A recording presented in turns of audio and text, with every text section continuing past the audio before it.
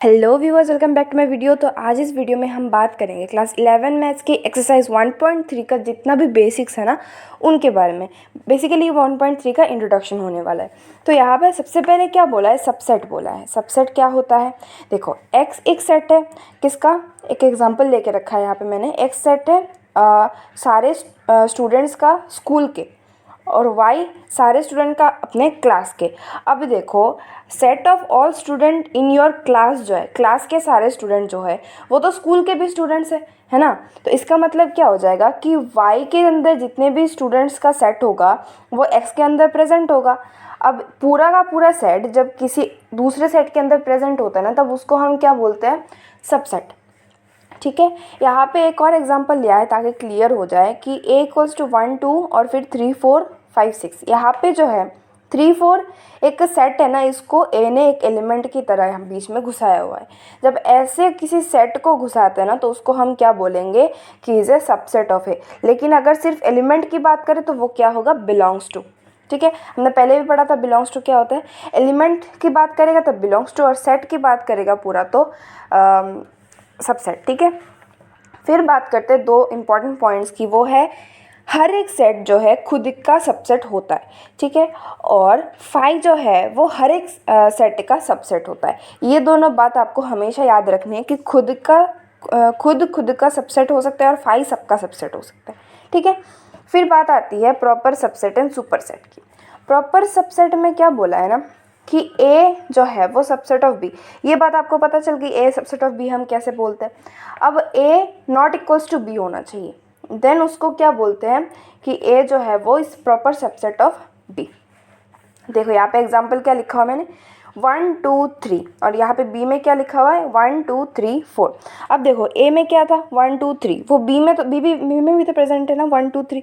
इसका मतलब क्या हो गया कि A जो है वो सबसेट हो गया B का, है ना। लेकिन A और B इक्वल नहीं है। इक्वल होने के लिए क्या चाहिए था कि सारा का सारा एलिमेंट सेम होना चाहिए, नंबर ऑफ एलिमेंट सेम होना चाहिए। यहाँ पे 4 नहीं है, यहाँ पे 4 है। मतलब क्या है कि A और B जो है वो इक्वल नहीं है। अब जब ऐसा कंडीशन आ जाएगा ना, तब उसको हम बोल सकते हैं कि A is proper subset of B। और जो बड़ा वाला होगा ना, मतलब जिसमें लाइक ज़्यादा एलिमेंट होगा, और उसको हम बोलेंगे कि वो है लाइक सुपर सेट ऑफ ए। ठीक है, अब हम बात करते हैं सिंगलटन सेट के बारे में। सिंगलटन सेटअप क्या होता है, जिस सेट में बस एक ही एलिमेंट होना उसको हम बोलेंगे सिंगलटन सेट। ठीक है, अब इसमें अगर हम एग्जांपल देखें, मान लो a इक्वल्स टू 2 है, तो ये हो गया सिंगलटन सेट, बस एक एलिमेंट। फिर बात आती है इंटरवल्स के बारे में। देखो ये सबसे ज़्यादा इंपॉर्टेंट पार्ट है, इंटरवल्स। ये देखो इंटरवल्स बेसिकली दो टाइप के होते हैं, एक हो गया ओपन इंटरवल, एक हो गया क्लोज इंटरवल। ठीक है, अब देखो यहाँ पे डेफिनेशंस लिखा हुआ है मैंने बुक से, बट मैं नंबर्स के साथ समझाती हूँ इसको। ठीक है, देखो ओपन में क्या होता है ना, ओपन में जब तुम लाइक दो नंबर के बीच में 2 और 6 के बीच में मान लो एक्स रेंज कर रहा है, एक्स का वैल्यू जो है लाई कर रहा है 2 और 6 के बीच में। ठीक है, अब अगर ऐसा वाला साइन हुआ ना, मतलब सिर्फ ग्रेटर देन और लेस देन, इक्वल वाला साइन ना हो, तब क्या होगा कि 2 जो है वो इंक्लूडेड नहीं पकड़ते हम क्या करते हैं, 2 less than equals to x होने से यहाँ पे देखो हम क्या बोलते हैं, जब x इज़ ग्रेटर देन और इक्वल्स टू 2, मतलब 2 से लेके फिर जितने भी वैल्यूज आएंगे हम 2 को इंक्लूड करते हैं ना। और अगर बस ऐसा होता है तो हम 2 को इंक्लूड नहीं करते, ऐसे 3 से लिख के चले जाते हैं, है ना। तो यहाँ पे देखो जब ऐसे वाला साइन होगा ना, तब वो हो जाएगा हमारा ओपन इंटरवल। मतलब उसको हम ऐसे लिखेंगे 2 और फिर लास्ट वाला क्या 6, कहाँ से लेके कहाँ तक, और ओपन मतलब इंक्लूडेड नहीं है। और अगर सेम चीज़ ऐसे लिखी जाए ना, इसका मतलब क्या है कि 2 और 6 क्या है, इंक्लूडेड है उस नंबर में, तब हम उसको लिखेंगे ऐसे। ठीक है, और एक एक भी हो सकते हैं, मान लो 2 से स्टार्ट हो रहा है और पूरा 6 पे जाके ऐसे ख़त्म हो रहा है, तब तुम इसको क्या लिखोगे कि 2,6 तो लिख लिया। अब इधर क्या है, इक्वल साइन नहीं है तो ओपन, इधर इक्वल साइन है तो क्लोज। अब जब ऐसे क्लोज साइन देखोगे ना, तब दिमाग में आ जाना चाहिए कि ये वाला है, और ओपन दिखने से ये वाला। ठीक है, अब एक और बात है, जब इन्फिनिटी की बात आए ना, इन्फिनिटी की, ये देखो यहाँ पे देखो इन्फिनिटी है, इन्फिनिटी जब जब होगा तब वो ओपन इंटरवल में ही देंगे हम, क्योंकि हमें तो नहीं पता ना इन्फिनिटी कौन सा है, हम कौन से नंबर को इंक्लूड करेंगे, इन्फिनिटी को क्या ही इंक्लूड करेंगे, वो तो कभी ख़त्म होगा ही नहीं, है ना। तो इसलिए जब जब इन्फिनिटी की बात आएगी तब उसमें ओपन इंटरवल ही यूज़ होता है, हमेशा हमेशा हमेशा, ठीक है। तो उसके बाद आते हैं हम पावर सेट में। पावर सेट में क्या होता है ना, the collection of all subsets. All subsets मतलब मान लो यहाँ पे मैंने डायरेक्ट एग्जांपल से समझाया है, a=1,2।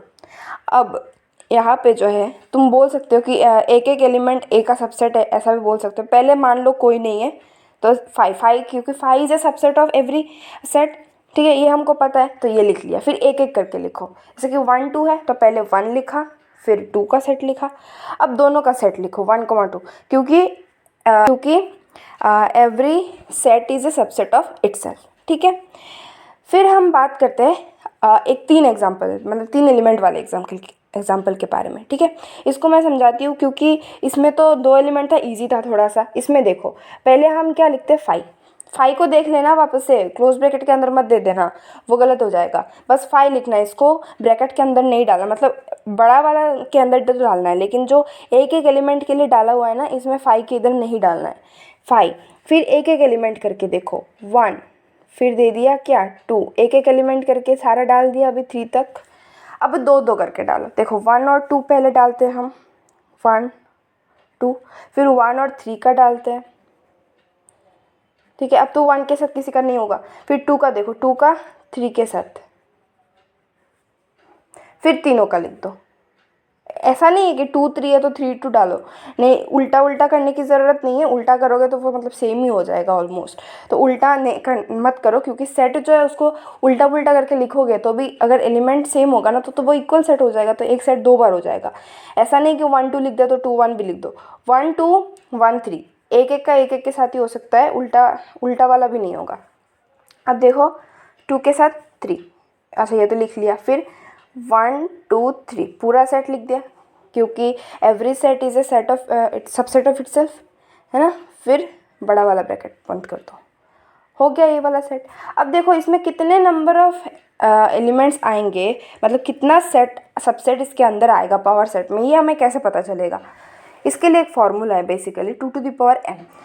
अब m क्या है, m है नंबर ऑफ एलिमेंट। अभी देखो जैसे कि हमने p ऑफ a के लिए क्या था ना, p ऑफ a में कितना एलिमेंट था, 2 एलिमेंट था, तो 2 एलिमेंट के लिए हमने क्या लिखा, 4 लिखा, 1 2 3 4 है, ठीक है। तो यहाँ पे देखो 2 और फिर m के जगह पे 2 एलिमेंट था, मैंने 2 बिठा दिया, तो कितना आ गया, 4 आ गया।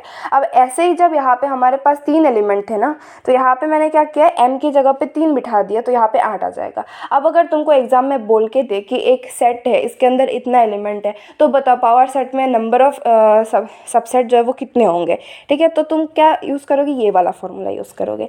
अब देखो बात आती है यूनिवर्सल सेट की, इसमें मैंने कोई ऐसा डेफिनेशन खास लिखा नहीं है, बट अगर मैं इसको एक्सप्लेन करूँ अच्छे से, तो यूनिवर्सल सेट मतलब कोई ऐसा सेट ना जिसके अंदर बाकी सेट इंक्लूडेड हो। जैसे कि मान लो मैंने एक सेट ले लिया रियल नंबर का, ठीक है, क्वेश्चन में मैंने एक सेट दिया रियल नंबर जो कि यूनिवर्सल सेट है, और उसके अंदर मैंने 2 और सेट दे दिया, मान लो a is a set of rational number and b is a set of irrational number. अब दोनों के दोनों जो है वो तो यूनिवर्सल सेट मतलब रियल नंबर के अंदर प्रेजेंट है, तो रियल नंबर को हम तब बोल देंगे यूनिवर्सल सेट। अब अगर बात आती इंटीजर्स की, मान लो इंटीजर में क्या होता है, -2 -1 0 1 2, है ना, इसको हम रैशनल नंबर का सबसेट भी बोल सकते हैं। तो रैशनल नंबर को भी हम सिर्फ इंटीजर के लिए यूनिवर्सल सेट बोल सकते हैं, ठीक है। फिर नेचुरल नंबर के लिए भी बोल सकते हैं हम रैशनल नंबर को यूनिवर्सल सेट, है ना। तो बस ऐसे यूनिवर्सल सेट को हम डिफ़ाइन करते हैं, उसका कोई ऐसा प्रॉपर डेफिनेशन नहीं है, और जब क्वेश्चन करोगे तब वो वाली चीज़ जो है अच्छे से क्लियर होगी, ठीक है। तो फिर यहाँ पे होता है इंट्रोडक्शन पार्ट ख़त्म, फिर मिलते हैं अगली वीडियो में 1.3 के साथ, तब तक के लिए बाय बाय।